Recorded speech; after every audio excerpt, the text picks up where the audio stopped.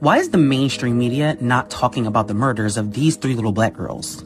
9-year-old Zairiel Oliver, 8-year-old Amaya Hughes, and 5-year-old Tamari Oliver were found dead in a pond on July 30th, 2022, after being reported missing the day before. However, it took 8 months before an autopsy report revealed that these girls had been strangled before being dumped in the pond. They also had lacerations on their face. But since the information was released to the public that these girls were in fact murdered, investigators have not released any information, and the mainstream media, despite the many questionable things in this case, have been silent.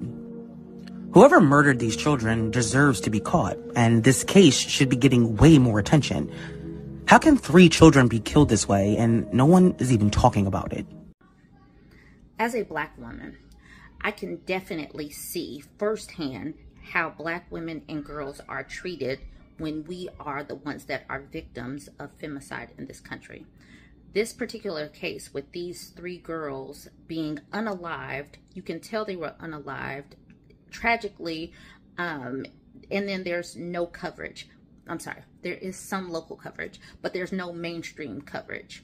And when you compare that to if it were a pretty blonde girl or a pretty blonde woman, you know we would be inundated for weeks to the point that those girls, those women become household names.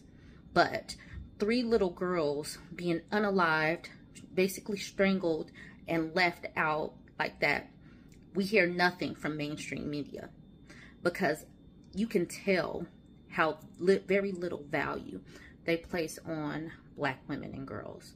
So I'm doing my part to share this story. Hopefully you guys take the time, just share it, make your own content if you can. Mainstream media won't pick this up because they don't value us.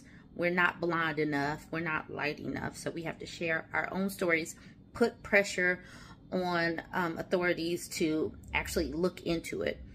Black women and girls are not throwaway people. We have value and humanity as well.